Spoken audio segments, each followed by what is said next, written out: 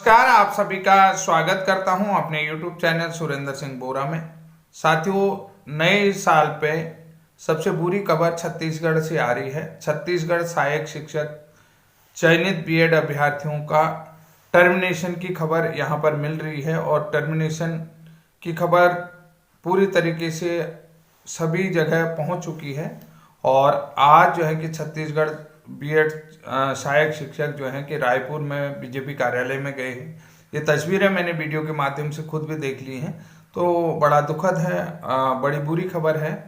लेकिन कर भी क्या सकते हैं, क्योंकि आपने कोर्ट के ऑर्डर को देख ही लिया है और उसके बाद जो है कि पूरा जो है कि जो चीज़ें शासकीय अधिवक्ता से राज्य सरकार से मांगी गई थी कि कितने बीएड चयनित शिक्षक थे, उनकी सूचना जो है कि चयनितों की लिस्ट जो है कि उस लिस्ट को भी कोर्ट को अवगत करा दिया गया। 2855 अभ्यर्थियों के और 900 पद खाली, ये सारी चीज़ें दे दी हैं। तो और साथ में जो है कि डीएड की चयन प्रक्रिया को शुरू करने का भी सरकार ने जो है कि विभाग को आदेश दे दिया है। राज्य सरकार ने विभाग को आदेश दे दिया है। अब यहाँ पर स्पष्ट ये भी कह दिया है कि 2 अप्रैल 2024 के यानी कि छत्तीसगढ़ हाईकोर्ट का जो फैसला है उसका अनुपालन होना जरूरी है। सुप्रीम कोर्ट के आदेश का अनुपालन होना जरूरी है।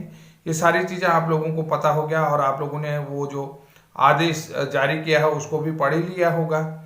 अब यहाँ पर एक चीज़ ये भी है कि सुप्रीम कोर्ट में जो है कि इनके बचाव के लिए कोई भी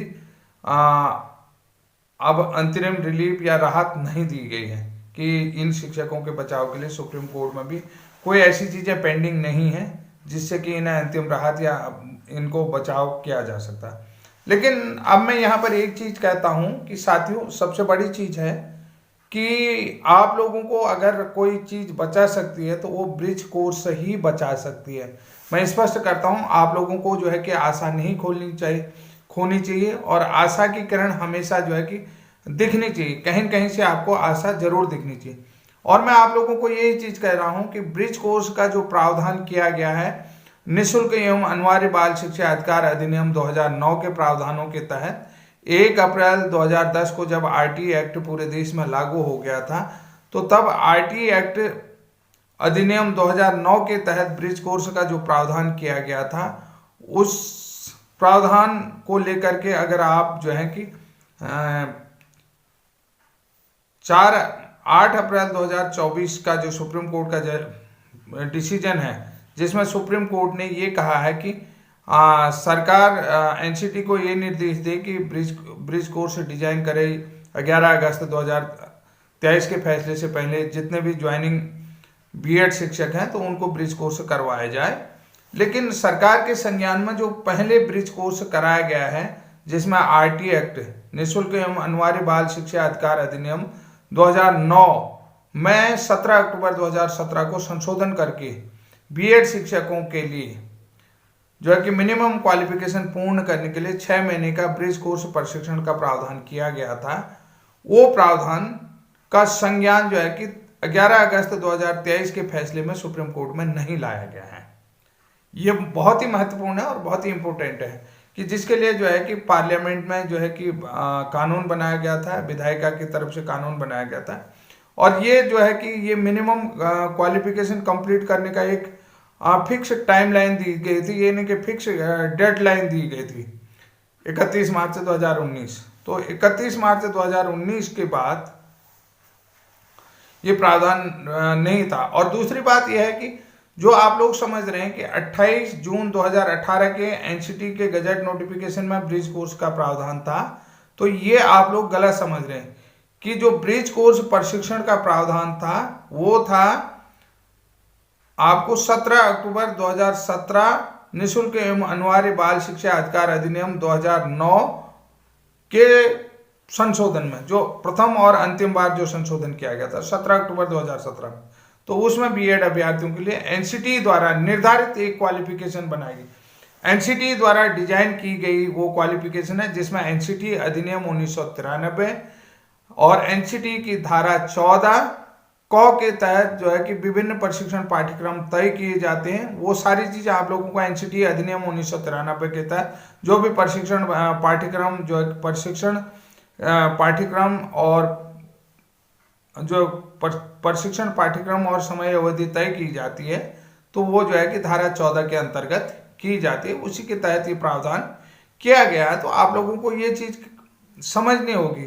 तो माननीय सर्वोच्च न्यायालय में जाकर के जो 8 अप्रैल 2024 का सुप्रीम कोर्ट का डिसीजन है, उसको आप चैलेंज कर सकते हैं और अपनी बात रख सकते हैं कि सर जो ब्रिज कोर्स का प्रावधान है वो जो है कि आरटीए एक्ट संशोधन में किया गया है, न कि एनसीटी गजट नोटिफिकेशन 28 जून 2018 में। एनसीटी के गजट नोटिफिकेशन 28 जून 2018 में ये जो है कि ब्रिज कोर्स की परिभाषा बदली गई है। अब यहां पर आप लोगों को समझना हो कि 11 अगस्त 2023 के सुप्रीम कोर्ट के फैसले से पहले जितने भी बीएड नियुक्त शिक्षकों को आप ब्रिज कोर्स प्रशिक्षण दे सकते हैं, तो हम भी उस ब्रिज कोर्स प्रशिक्षण के माध्यम से जो है कि बहाल हो सकते हैं, कि यहाँ पर हमें भी उस छूट के लिए हमें भी पात्र किया जा सकता है। क्योंकि जो ब्रिज कोर्स का प्रावधान था वो 31 मार्च 2017 तक था और जो 11 अगस्त 2023 का सुप्रीम कोर्ट का फैसला है उसमें ब्रिज कोर्स को सुप्रीम कोर्ट के संज्ञान में नहीं लाया गया और ब्रिज कोर्स को 28 जून 2018 के एनसीटी के गजट नोटिफिकेशन में परिभाषित करके पेश किया गया था। समझ रहे हैं? तो यहां पर देखिए जो 23 अगस्त 2010 को एनसीटी द्वारा मिनिमम क्वालिफिकेशन निर्धारित किया था, उसी के तहत जो है कि ब्रिज कोर्स का प्रावधान ये था 31 मार्च 2019 तक। तो इसलिए मैं आप लोगों से रिक्वेस्ट करता हूं कि आप मुझे पर्सनली कॉल कर ले, मैं आप लोगों को बता दूंगा और कि आपको आगे करना क्या है और किस तरीके से करना है, ये सारी चीजें आप लोगों को बता दूंगा। कि निश्चित रूप से सबसे पहले आप सुप्रीम कोर्ट में जो है कि यही चीज कहें कि जो पुराना ब्रिज कोर्स आरटीए एक्ट संशोधन के तहत करवाया गया उस ब्रिज कोर्स प्रशिक्षण को लाए जो इन सर्विस टीचर के लिए था, कि यानी कि जो भी बीएड शिक्षक है उसको पहले 6 महीने का ब्रिज कोर्स करना होगा, उसके बाद जो है कि प्राथमिक शिक्षक के रूप में नियुक्ति उसको दी जाएगी। ये प्रावधान किया जा चुका है और ये देश में हुआ भी है। और आपको मैं बता देता हूं 28 जून 2018 का एनसीटी का गजट नोटिफिकेशन, उसमें ब्रिज कोर्स का प्रावधान नहीं है। वहां पर जो है कि ब्रिज कोर्स के परिभाषा को बदला जरूर गया है कि ज्वाइनिंग के 2 साल के भीतर 6 महीने का ब्रिज कोर्स करना होगा। अब आपको मैं कह सकता हूं कि अगर आपकी नियुक्तियां बच सकती हैं, आपकी नौकरी बच सकती है, आप बहाल हो सकते हैं, तो उस प्रावधान के तहत बनेंगे। सबसे पहले आपको सुप्रीम कोर्ट के संज्ञान में जो है कि 31 मार्च 2019 तक जो ब्रिज कोर्स कंप्लीट करवाया गया है एनसीटी द्वारा, उस एनसीटी के उस ब्रिज कोर्स को लाना होगा। इसीलिए जो है कि आप लोगों के लिए नई रूपरेखा तय की जा सकती है गवर्नमेंट की तरफ से और सुप्रीम कोर्ट के आदेशानुसार, और सुप्रीम कोर्ट इस पर कुछ न कुछ नया फैसला आप लोगों के लिए दे सकता है। ये बहुत जरूरी भी है और आप लोगों को ये करना भी चाहिए। साथ ही ये महत्वपूर्ण भी रहेगा इसको लेकर के। अब देखिए आप लोग जो है कि क्यूरेटिव पिटीशन में जाते हैं, तो क्यूरेटिव पिटीशन में भी जाकर के जो है कि आप ये चीजें नहीं रख सकते हैं। इसलिए जो है कि आप जो है कि 8 अप्रैल 2024 का जो सुप्रीम कोर्ट का डिसीजन है, जिसमें एनसीटी को ये निर्देश दिया गया है सरकार की तरफ से कि आप 1 साल के भीतर बीएड ज्वाइनिंग टीचरों के लिए ब्रिज कोर्स डिजाइन किएंगे, तो उसके बाद ये जो है कि पब्लिक प्लेटफॉर्म पर रखा जाएगा। पब्लिक प्लेटफॉर्म में रखने के बाद उससे पूरी तरीके से चेक किया जाएगा, यानी कि वेरीफाई किया जाएगा। वेरीफाई करने के बाद जो अभ्यर्थी होंगे, उन जो जिन अभ्यर्थियों को इसकी रिक्वायरमेंट होगी वो लोग इस प्रशिक्षण को प्राप्त करेंगे। यही चीज मैं आप लोगों को कह रहा हूँ कि अगर रिलैक्सेशन उनको मिल सकता है तो आपको भी मिल सकता है, लेकिन बशर्ते आपको जो है कि निःशुल्क एवं अनिवार्य बाल शिक्षा अधिकार अधिनियम 2009 के तहत जो 17 अक्टूबर 2017 को निःशुल्क एवं अनिवार्य बाल शिक्षा अधिकार अधिनियम में संशोधन हुआ है, उस संशोधन की परिभाषा माननीय सुप्रीम कोर्ट में रखनी होगी। इसके लिए आपको जो है कि सीनियर से सीनियर एडवोकेट करना होगा, क्योंकि ये जो है कि एक बार इन सर्विस आरटीए एक्ट आने के बाद इन सर्विस टीचर्स के लिए करवाया गया था, जिसमें आप लोगों को पता है एनआईओएस डीएलएड वाले भी हैं और ब्रिज कोर्स प्रशिक्षित अभ्यर्थी हम लोग भी हैं। वही चीज अब आपको बचा सकती है और आपकी नौकरियों को बचा सकते हैं। इसलिए जो है कि आप लोगों को उम्मीदें नहीं खोनी चाहिए, आशा की किरण दिखनी चाहिए और आशा दिखनी चाहिए, उम्मीदें दिखनी चाहिए। और मैं आप लोगों से पर्सनली ये चीज कहता हूं कि आप लोग अपना धैर्य बनाए रखें, धैर्य को ना खाएं। और थोड़ा सा परेशानी का विषय जरूर है, लेकिन आपको चिंता करने की जरूरत नहीं है। जो कि अपनी लीगल टीम से कहिए कि इस तरीके से हमको कोर्ट में जाना चाहिए, सर्वोच्च न्यायालय में जाना चाहिए।